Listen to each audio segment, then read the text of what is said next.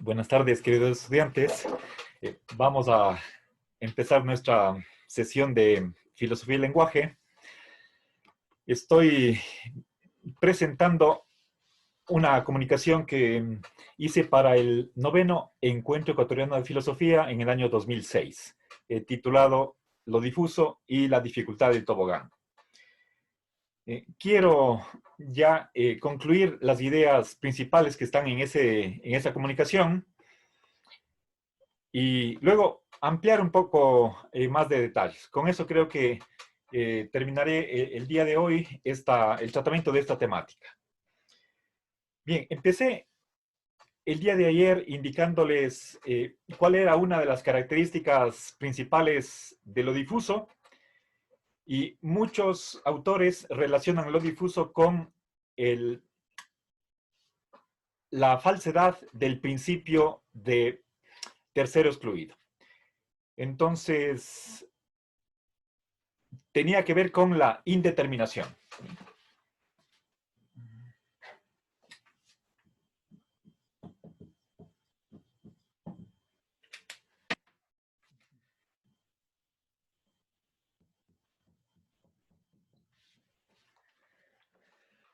A ver, por favor, les pedía que pongan atención al tipo de negación que está afectando al principio de tercero excluido. No se trata de que el principio de tercero excluido sea totalmente falso, sino simplemente falso. ¿Sí? Está aquí la negación débil.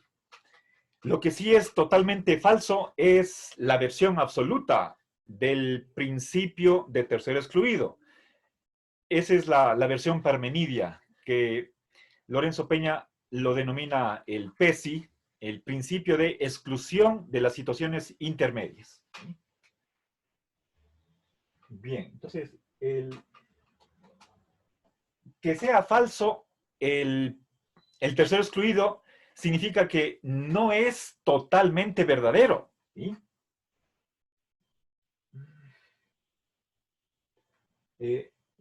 Recuerden, el funtor H es un funtor de sobreafirmación, afirmación absoluta. ¿Sí? Bien. Ahora, a propósito de esto, les decía que hay varios autores. Ustedes tienen los nombres en esa comunicación, que defienden la posición indeterminista, en el sentido de que objetivamente, en la realidad, un objeto difuso ni posee ni deja de poseer la propiedad en cuestión. ¿Sí? Entonces, ante dos opuestos contradictorios, F y no F, un objeto difuso estaría en la zona intermedia, y si nos preguntamos, ¿qué es? ¿Es alto o no alto? La respuesta sería ni lo uno ni lo otro. Ese es precisamente lo contrario del principio de tercero excluido. Bien, cuando nosotros estudiamos las varias alternativas, las propuestas de solución al problema de lo difuso, comúnmente mal llamado la vaguedad o la paradoja del Sorites, nos topamos con propuestas de lógicas no clásicas. Una posición indeterminista está indicando que el principio de tercero excluido no vale, y por lo tanto se apartan en ese punto de la lógica clásica. Voy ahora a exponer otras posiciones que están, en alguna medida, se apartan de la lógica clásica. ¿Sí? Pero antes de eso, sí quisiera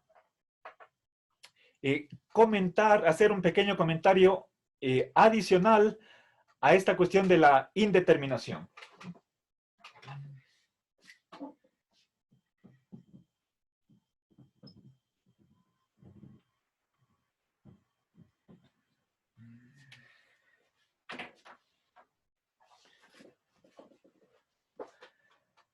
A ver. mm, Vamos a ver, quisiera que nos imaginemos, a ver, un ratito.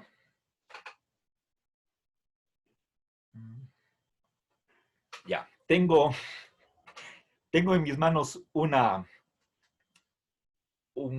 jarro de té. Y con respecto a este vaso, les voy a preguntar si es que está lleno o vacío. Y quiero que me den ustedes su opinión personal. ¿Sí? A ver, el...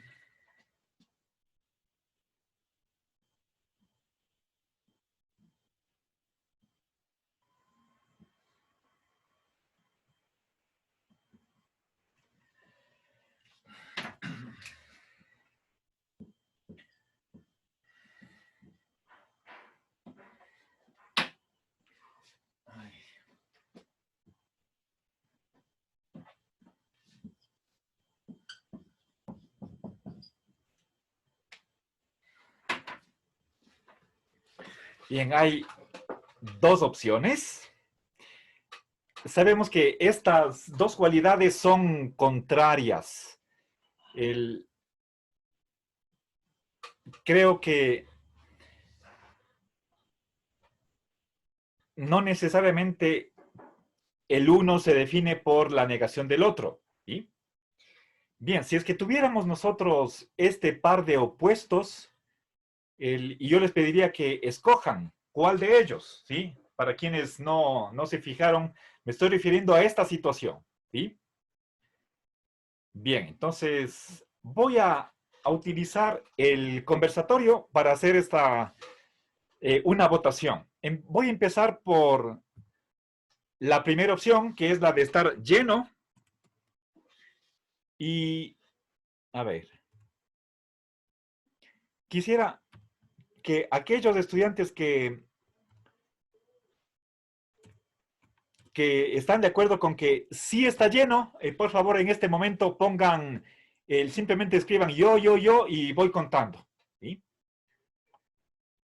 Gracias, sigan, por favor. Tenemos dos al momento. Y ayúdenme a contar, por favor. Pero no nos demoremos mucho, apenas están solamente dos. Tres, cuatro, cinco, seis, siete. A ver, y están, a ver, están 16 sin mí, 15, 7 y medio, 8 es mayoría. Ya están 8, ya es mayoría simple. ¿Alguien más?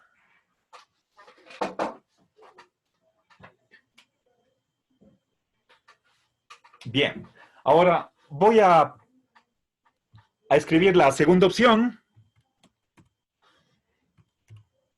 Ya, ¿quiénes están a favor del no? Por favor.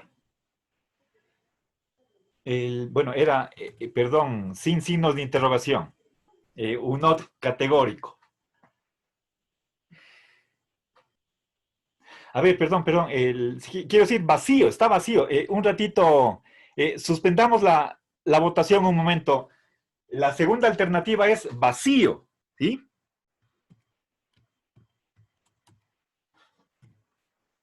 Por favor, voten quienes creen que el vaso está vacío, ¿sí?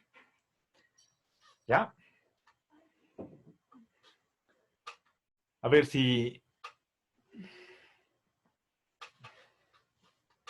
¿Alguien, por favor? Ah, Solo uno, profe. ¿ya? ¿Alguien más? Esperemos unos segunditos.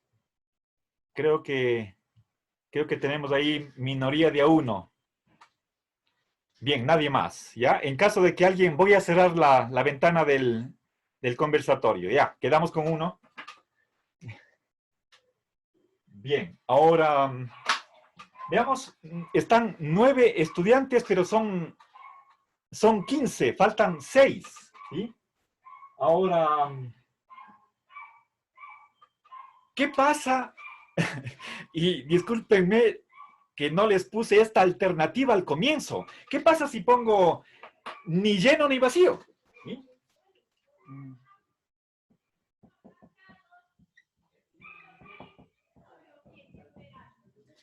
Ya, entonces aumento esta tercera posición y regresamos al conversatorio. Quiero que ustedes se pronuncien con respecto a esto. ¿Sí? Ya, por favor. ¿Se puede cambiar de opción, profe? Vuelvan a votar. No, es independiente, es otra pregunta. Si es que si tenemos esta tercera opción, ¿quiénes están a favor de eso? Entonces digan yo. ¿Sí? Y vamos contando, me ayudan, por favor. Pueden votar segunda vez, no hay problema.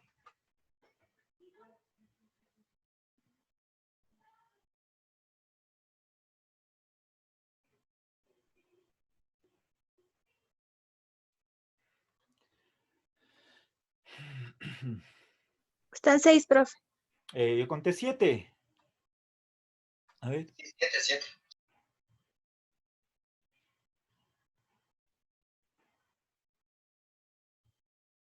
Están 10, 11. 11. Ya. ¿Alguien más? Voy a cerrar. Ya, nos quedamos con 11, ¿verdad? Ya, voy a cerrar la ventana. Quedamos con 11. ¿Ya? Bien. 11 de 15, eso significa aproximadamente un poquito más de 2/3, 66%, lo cual significa una mayoría, ¿sí? Bien, entonces, parece que esta votación está reflejando la primera característica de lo que era lo difuso, ¿sí?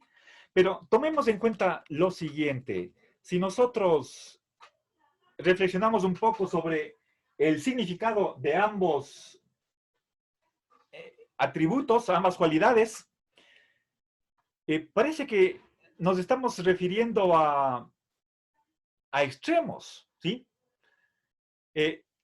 Cuando hablamos de vacío es como decir casi nada o nada. Igual cuando decimos de lleno es casi como que está al tope, pero no precisamente, ¿sí? Yo personalmente creo que para que algo esté vacío no necesita estar totalmente vacío, y lo contrario, lleno no significa ya que el vaso no admite ni siquiera una gota más. Eso no, fíjense, aquí hay el cuello del jarro, lleno puede ser hasta aquí, puede ser hasta acá, y no necesariamente tiene que estar el líquido hasta el tope, ¿sí? Bueno, incluso si es que estuviera hasta acá, está lleno, bueno, entonces me parece que lleno admite grados, pero apuntando hacia creo que el núcleo de lo lleno es el estar muy cerca del 100%, ¿sí? Igual por vacío, pero admite gradualidad. Bien, ahora entonces simbolicemos la indeterminación, ¿sí? Estamos con dos opuestos y aquí permítanme utilizar la negación, ¿sí? Entonces tenemos la propiedad phi, la propiedad no phi, perdón, vamos con el F no F, ¿sí? ¿Y qué es lo difuso? Ni F ni no F, ¿sí? Bueno, voy a utilizar el símbolo P para simbolizar el hecho de que el vaso está lleno, ¿sí? A ver. Pero digo, ni lleno ni vacío, ¿sí? A ver.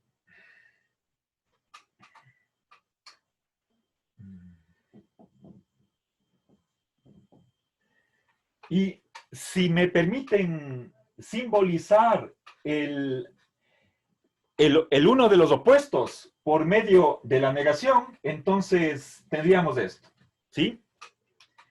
Bien, ahora Ni es lo que se llama una negación conjunta, lo cual significa que tengo dos negaciones, no lo primero y no lo segundo, ¿sí?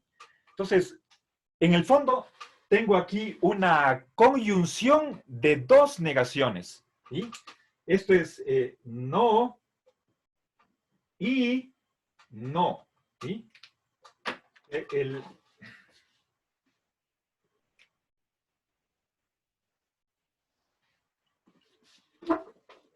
A ver, el ni estoy acá analizándolo como una conjunción de dos negaciones, ¿sí? No lo primero y tampoco lo segundo. ¿Y qué es lo segundo? Otra negación, ¿sí? No P. A ver, sí me estoy dando a entender, ¿sí? Simplemente he desglosado, he hecho un análisis de en qué consiste esta doble negación, ¿sí? Ni lleno ni vacío, ¿sí? Ni lo uno ni lo otro, esa es la indeterminación, ¿sí? Entonces, ¿qué significa ni P ni no P? Que la primera opción es falsa y que también la segunda opción también es falsa, ¿sí? ¿Se comprende este paso? ¿Me doy a entender? Sí, profe. Ya, perfecto, gracias. Entonces, y finalmente,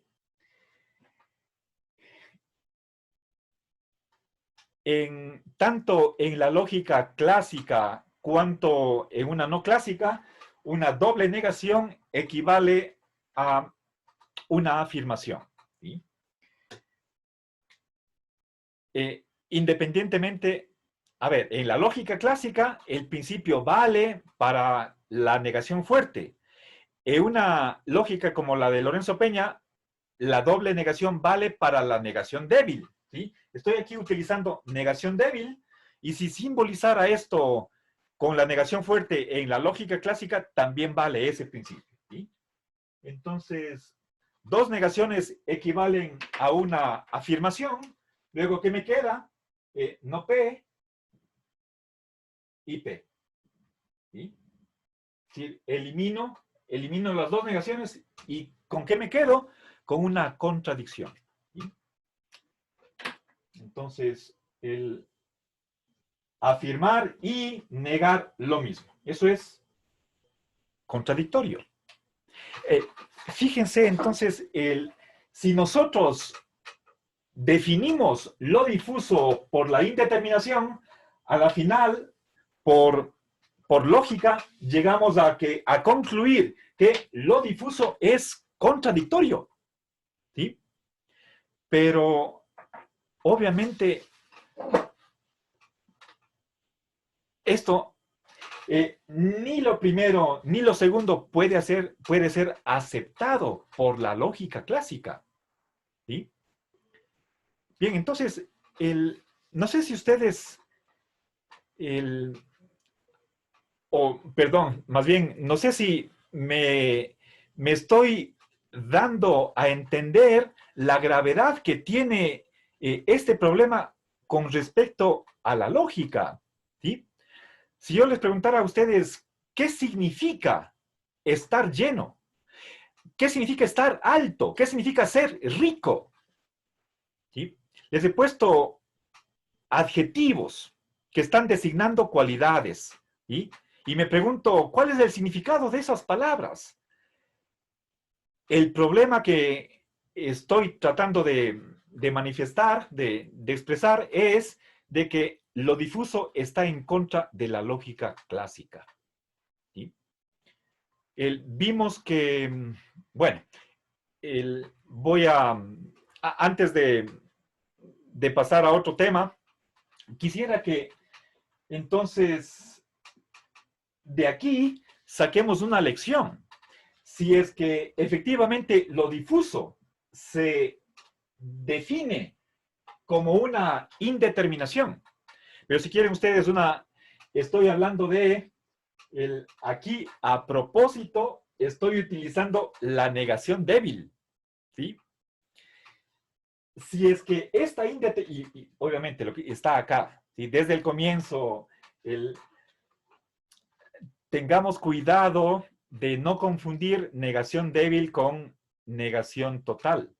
De igual manera que no es lo mismo una simple contradicción, P y no P, que una super contradicción.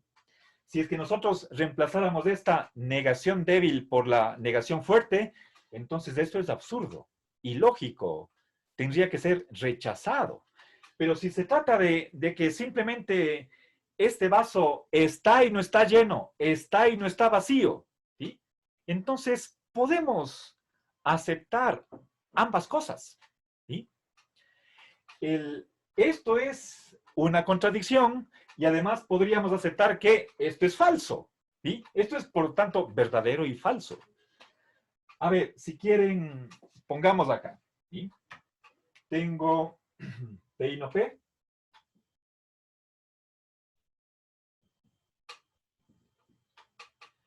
Ya. Si es que P significa está lleno, ¿sí? A ver.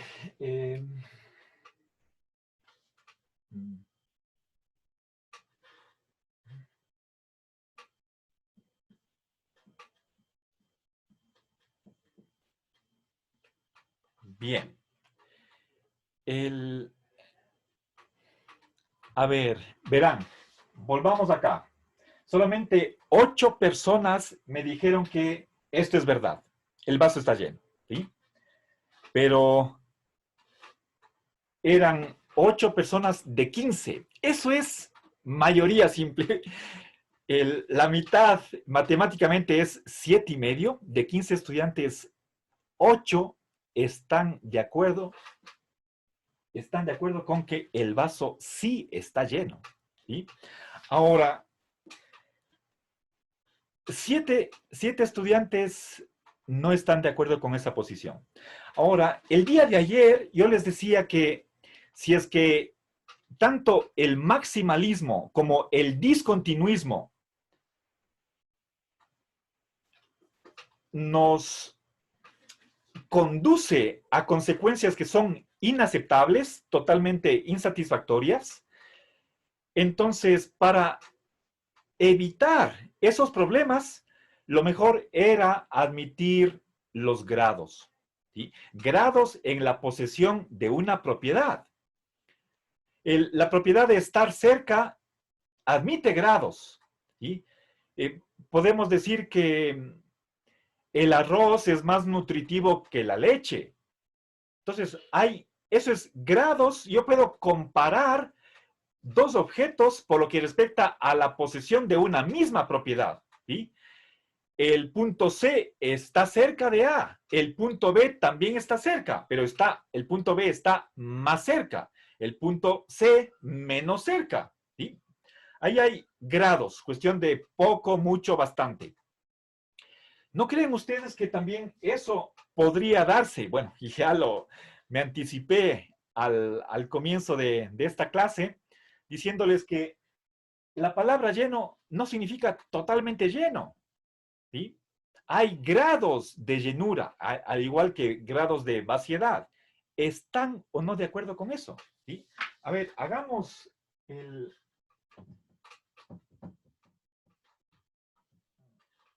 A ver, les pregunto.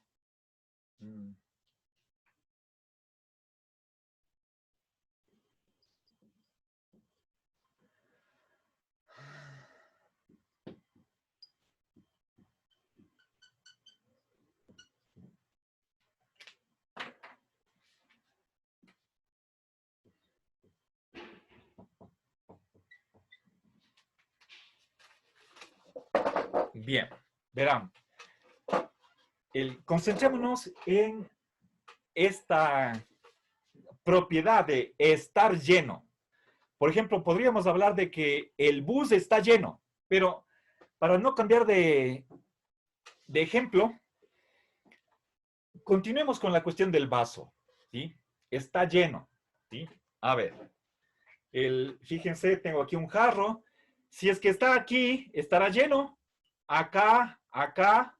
Y bueno, si es que está aquí, creo que, excepto el nihilista, diría que el nihilista no admite que en ninguna situación está lleno. ¿Sí? A ver, mejor dicho, afirma que el jarro no puede estar lleno en ninguna situación. Pero creo que en alguna otra clase les pregunté si es que alguien es nihilista y la respuesta fue nadie era nihilista. Entonces, quiero ver cómo está su opinión con respecto a si la propiedad de estar lleno es gradual, sí o no. ¿Sí? Supongo que la pregunta está lo suficientemente clara, ¿verdad? ¿O tienen tal vez ustedes alguna duda antes de hacer la votación? No. Entonces, vamos al conversatorio y... A ver, entonces, vamos la primera opción. Lleno sí es gradual. ¿Sí? A ver.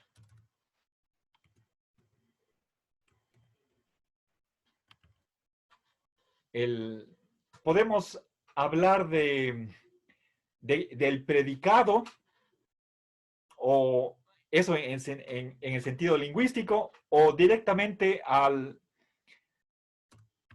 en sentido ontológico, ¿sí? La propiedad de estar lleno es gradual. A ver, pero voy a poner entre comillas lleno, ¿sí? A ver, primera opción, sí es gradual. Ya, a ver, quienes están de acuerdo, digan yo. Empiecen a votar, por favor.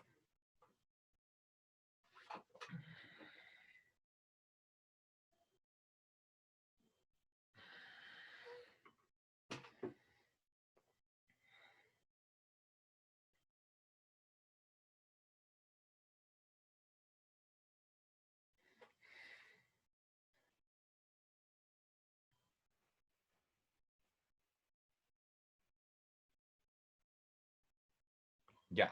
8, eso es mayoría simple. Ya, vamos, segunda opción. Pongamos no. Ya, ¿quiénes creen que no es gradual, por favor? Manifiéstense.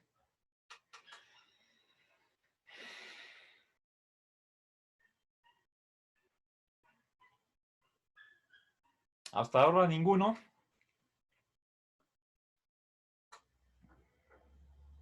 Bueno, parece que nadie. Ya, está 0. Entonces, a ver.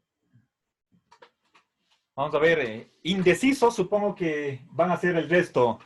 Y este dato están igual 15, son 7. ¿Sí? Bien. Ahora, bien, ya, voy a cerrar el conversatorio. Gracias por participar. Entonces, una ligera mayoría o mayoría simple, bueno, es la mitad más medio. Está a favor de que un jarro puede estar más o menos lleno, ¿sí? Eso significa gradual, ¿sí? Los grados es cuestión de cantidad. Podemos aumentar, disminuir la llenura, ¿sí? Piensen, me imagino, el que podemos, si es que alguien quiere llenar el vaso, le pone aquí, pero puede decir más lleno, más. Sí. Bueno, ya. A ver, y igual podemos vaciar el contenido, pero al final queda un resto. Todavía no está totalmente vacío. Está y no está, ¿sí? Bueno, ahora vamos acá, ¿sí? A ver, según la mayoría, esto admite grados, ¿sí? Entonces volvamos acá. P y no P. Verán, si el vaso puede estar medio lleno, 75% lleno, 90% lleno, eso significa que la propiedad de estar lleno admite grados. Entonces, pongamos, por ejemplo, para simplificar, nosotros podríamos tener una lógica equivalente. Si es una lógica sencillita, pero podríamos tener una lógica de 10 valores o una lógica infinivalente. ¿Sí? Puede ser una lógica de 100 grados o de 101 grados, ¿sí? Del 0 al 100.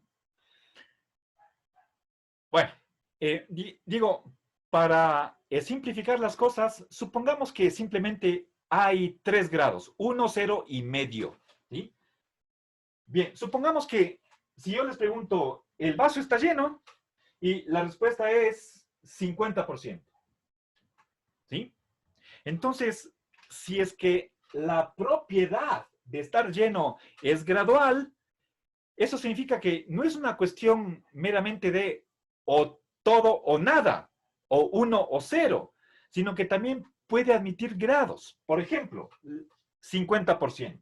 Ahora, negación del 50%, también 50%. Y acá tengo conjunción medio y medio. El valor menor, medio. Entonces, esta contradicción es 50% verdadera. ¿Sí? Y entonces, obviamente, no se está diciendo que es totalmente verdadera la contradicción. Es semi-verdadera. ¿Sí? Recuerden, la conjunción siempre toma el valor menor. Si yo pusiera, supongamos que el vaso está 75% lleno. Eso es 3/4. ¿En qué medida no está lleno?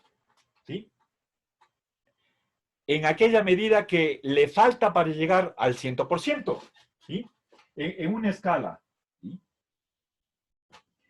Tengo aquí 1, 0, medio. Tengo 1/4 y 3/4. ¿Ya? Si está 75% lleno, esto en esta proporción no está lleno. Es decir, eso es 1/4. ¿Sí? Y la conjunción entre 3/4 y 1/4, la conjunción siempre toma el valor menor, por lo tanto, 1/4. ¿Sí? 25%. ¿Sí? Entonces, la contradicción no puede ser verdadera más del 50%. ¿Sí? Eso es aceptable en una lógica gradual, ¿sí? Pero imposible de ser aceptado en la lógica clásica. Entonces, para resumir, veamos qué pasa si es que nosotros aceptáramos que lo difuso es indeterminado y contradictorio. Para la lógica clásica es imposible que el principio de tercer excluido sea falso o que una contradicción sea verdadera. Entonces, si es que quisiéramos nosotros contestar a la pregunta básica de ¿qué es lo difuso? Y damos esta respuesta, entonces eso es una definición inaceptable para la lógica clásica. Si es que lo difuso fuera indeterminado, según la lógica clásica, no existiría lo difuso. Pero esa consecuencia es difícil de ser aceptada, de ser aceptable. ¿Cómo podemos, si es que los colores son difusos? Les he demostrado yo una serie que va desde el verde claro hasta el azul. ¿Sí? Si es que en realidad, entre esos dos colores hay una serie sorítica, entonces, a la final, si es que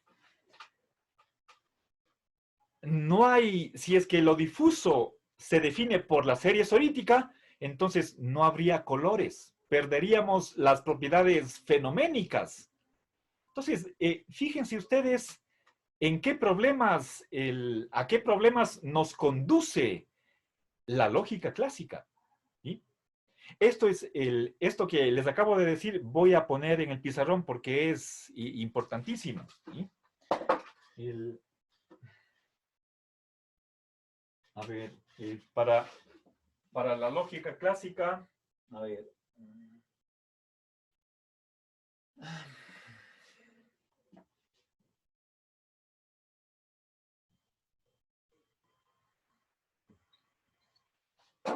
Ya. El definir, recuerden que el día de ayer formulé la pregunta, ¿qué es lo difuso? Y empecé dando esta primera caracterización definitoria de lo difuso. Pero obviamente nos estamos, si es que aceptamos que lo difuso es indeterminado, nos estamos apartando de la lógica clásica y eso es inadmisible desde este tipo de lógica. Pero eso quiere decir que la lógica clásica tiene que definir de otra manera lo difuso. ¿Sí? Puesto que seguramente no querrá caer en la posición nihilista. Y de hecho, hay salidas.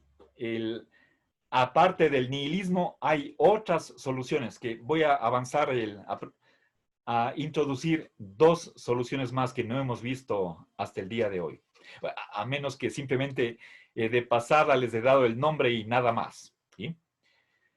Bueno, entonces, para ya borrar esta primera parte, entonces, fíjense que desde la cuestión de la definición de este fenómeno,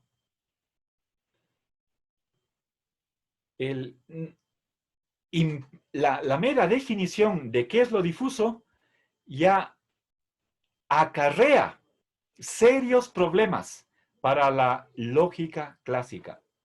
De ahí que es un problema que es difícil de tratar en el sentido de que ya la mera definición de cómo describamos el objeto de estudio, desde ahí, desde ese punto de partida, va a haber discordancia, un desacuerdo entre las partes que entran a discutir.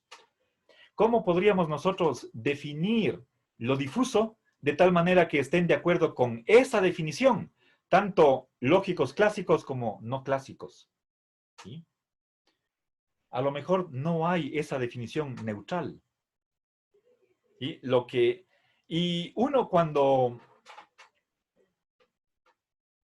entra a fondo a discutir un problema filosófico, parece que, solo digo, parece, a primera vista, esas son las apariencias, parecería como que no hay hechos, algo sólido que sea aceptado por todos y que sirva como algo así, una plataforma común o un marco que sirva como sostén para los varios filósofos que intervienen en el debate. ¿Sí? Bueno, creo que con esa situación estamos familiarizados todos. tal vez desde el primer ciclo, sino antes. Y hay que argumentar paso por paso, tesis por tesis, ¿sí? A sabiendas de que nada de lo que uno afirme va a ser unánimemente aceptado por todos los demás, ¿sí? Eh, Más bien creo que tenemos que aceptar el hecho de que, a diferencia de lo que sucede, sobre todo, por ejemplo, en las ciencias exactas, en menor grado en las ciencias humanas, en filosofía es difícil tener argumentaciones evidentes que consigan unanimidad, y lo que deberíamos hacer es tratar de abordar un problema desde la formulación del problema de una manera que sea aceptable en principio para todos, pero si es que eso no es posible, para la mayoría de las posiciones, ¿sí? Bueno, no sé si tienen tal vez algún comentario a esta pregunta sobre qué es lo difuso, y la conclusión a la que llego es que efectivamente lo difuso es, como se dice aquí, por lo tanto significa una falsedad parcial del principio de tercero excluido, y también una negación simple del principio de no contradicción. Eso no, cuando digo que el principio de tercero excluido y no contradicción son falsos, no estoy diciendo son totalmente falsos. Cuando digo que son falsos, eso es compatible con la afirmación contraria de que también son verdaderos, ¿sí? Fíjense acá, si es que añado acá una negación, entonces negación de medio, medio, ¿sí? Entonces el principio de no contradicción, entonces es 50% verdadero, 50% falso. Ambas cosas, ¿sí? Bueno, a ver, no sé si tal vez tienen algún comentario, alguna crítica a esta subtemática, o caso contrario, cerramos y paso a otra temática o a otro aspecto del problema.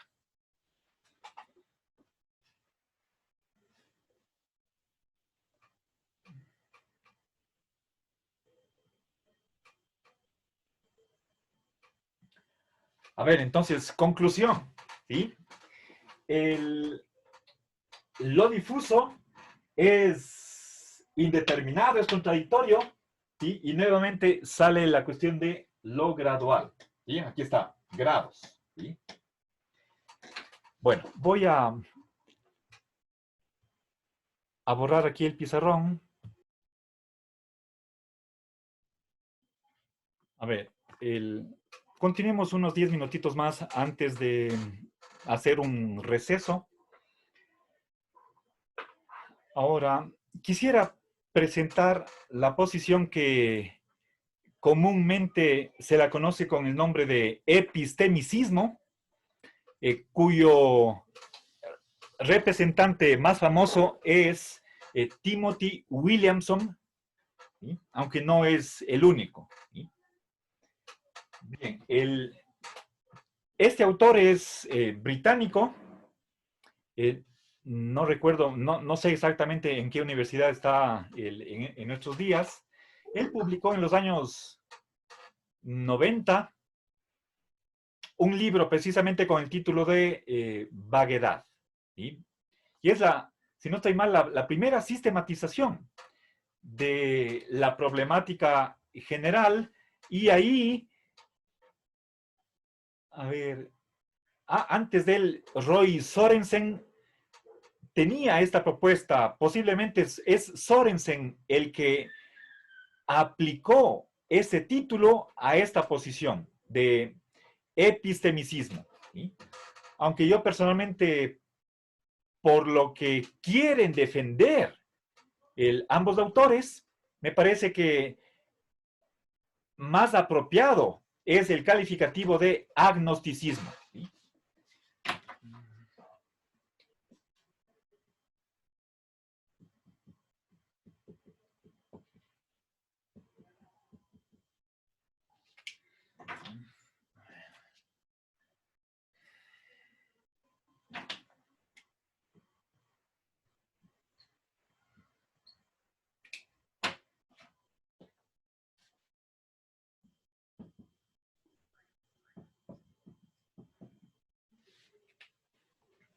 Bien. Pongo con rojo el nombre oficial, es la autodenominación que se dan Williamson y Sorensen, ¿sí?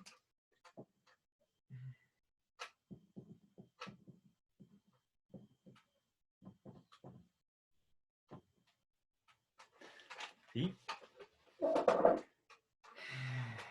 Pero, a ver, ¿en qué consiste la posición de ambos? Ellos defienden la lógica clásica, ¿sí? Entonces,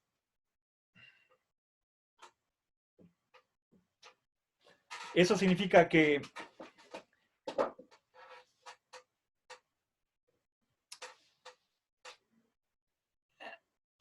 si es que nosotros pensamos en lo que es la serie sorítica, recuerden, hay un objeto que tiene una propiedad, luego por el otro extremo hay un objeto que no tiene esa propiedad y en la mitad está una serie de objetos que están ordenados, ¿sí?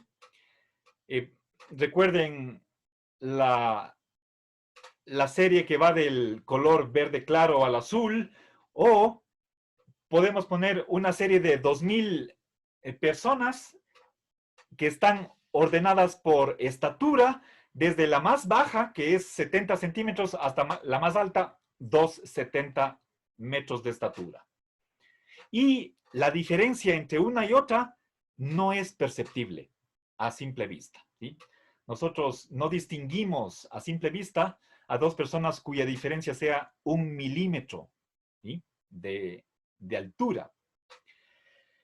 Entonces, para esta corriente agnosticista, hay un punto en esa serie de tal manera que dos elementos contiguos, que están uno al lado del otro, el primero tiene la propiedad y el segundo no la tiene en absoluto, ¿sí? Eso es lo que caracteriza al discontinuismo, ¿sí?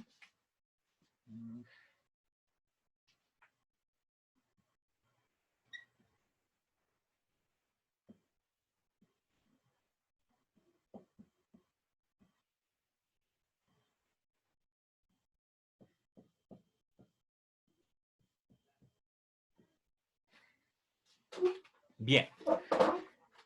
Por lo tanto, esta tesis lo que está afirmando es que en la serie sorítica hay una ruptura. No hay continuidad, no hay una preservación, ¿sí?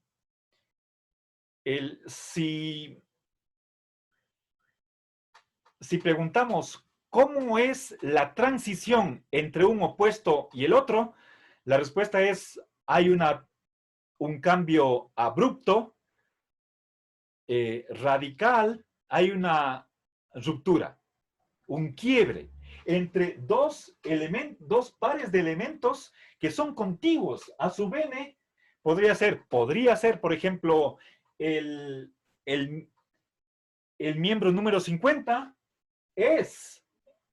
tiene esa propiedad, mientras que el siguiente miembro A51 ya no tiene esa propiedad en absoluto. Entonces, existe por lo menos un punto, y basta con que haya un punto, ¿sí? un miembro de esa serie con esta característica. ¿Sí? Por lo tanto, la transición es inmediata, de golpe, en vez de ser paulatina poco a poco. Ahora, ¿dónde está? ¿Dónde está? ¿Cuál es este miembro? La respuesta es no sabemos. ¿Sí? ¿Cuál miembro? ¿Sí? A ver. ¿Cuál A sub n? Entonces, respuesta, no sabemos. ¿Sí?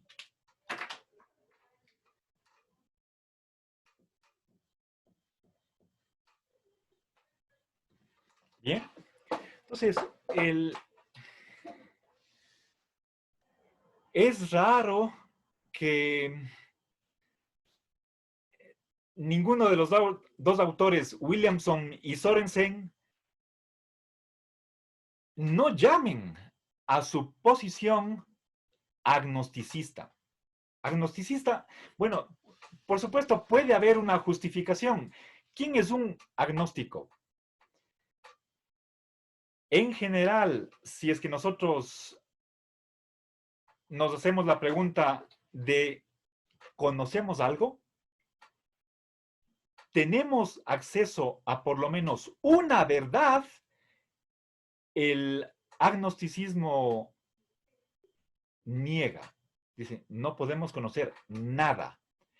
Esa es la posición agnóstica en teoría del conocimiento. Pero obviamente Sorensen o Williamson no son agnósticos en ese sentido. ¿Sí? Entonces, en cuanto al problema de lo difuso, tienen esa posición de que no podemos conocer en dónde está este punto. ¿Sí? A ver, veamos, tenemos la serie, está aquí, esto es F, acá no F. ¿Sí? Aquí F, bueno, pongamos en general, a ver.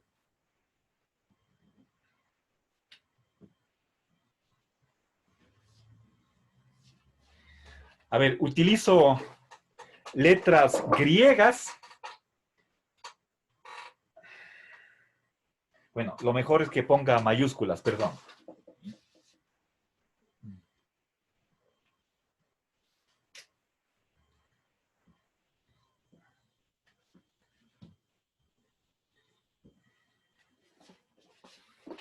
¿Ya? La phi mayúscula es variable de predicado. Entonces está por cualquier propiedad. Entonces, en el un extremo tenemos alto, acá no alto, rico, no rico, cerca, no cerca. Y obviamente, ¿qué es lo que no está cerca? Lo lejos. ¿Qué es lo no rico? Lo pobre, etcétera, etcétera. ¿Sí? Ahora, y en la mitad tenemos varios elementos que unos de ellos sí son F, otros no son F, y la pregunta es, ¿dónde sucede el cambio? ¿Dónde se pasa de la una propiedad a la otra? Ese es el problema de la transición. ¿Sí? Ahora, desde la lógica clásica nos dicen, hay un punto, hay un punto. ¿Dónde está ese punto? ¿Sí? Pongamos, por ejemplo, aquí se da el corte, al un lado está A sub n, acá está A sub n más 1, ¿sí? Entonces, en la serie hay una división, ¿sí? ¿En dónde? ¿Sí? ¿Dónde está ese punto? ¿Sí?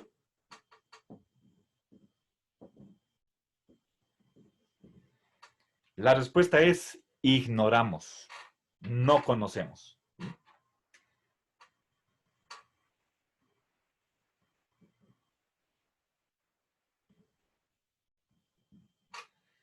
¿Ya? Y por esto, personalmente, yo creo que una mejor denominación para esta postura de el admitir que en algún lugar de esta serie sucede la ruptura, la división, esta frontera, ¿sí? No sabemos en dónde está este punto, ¿sí? Tiene que estar en algún lugar. Podría ser al comienzo, podría ser al final, en la mitad, no sabemos, ¿sí? Y por lo tanto, ontológicamente se da la ruptura, pero epistemológicamente, o si quieren, epistémicamente, el determinar en dónde está ese punto está más allá de nuestra capacidad de conocimiento. ¿Sí? Hablando de seres humanos, ¿sí? Dejemos de lado si es que alguien podrá conocer. Los seres humanos no. ¿Sí? Bien, entonces, reconozco que puede ser problemática esta denominación, y más bien voy a cambiarlos para respetar el nombre oficial, voy a poner más bien los corchetes dentro de agnosticismo.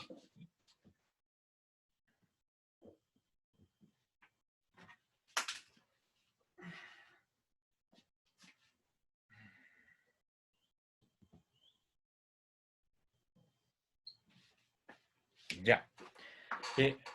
Puede realmente, tal vez esta denominación puede confundir, puede prestarse para un malentendido. Entonces, más bien, cuando hablamos de epistemicismo, simplemente tengamos en cuenta que la posición que mantienen los filósofos que están de acuerdo con el discontinuismo es que en la realidad se da un corte y por lo tanto no hay continuidad, falla el principio de similaridad, el de preservación, ¿sí? De modo que hay dos miembros contiguos en la serie de tal manera que el uno sí tiene la propiedad, pero el otro no la tiene en absoluto. Y aquí pongo la negación total porque es la única que conocen los lógicos clásicos, ¿sí? Bien, se da en algún punto de la serie ese corte, pero no sabemos en dónde está. Esa es la posición epistémica. Y cierro esta parte señalando, o bueno, ya, creo que estamos avanzados en, más bien voy a hacer aquí, hagamos un receso, unos 7 minutos y regresamos, ¿sí?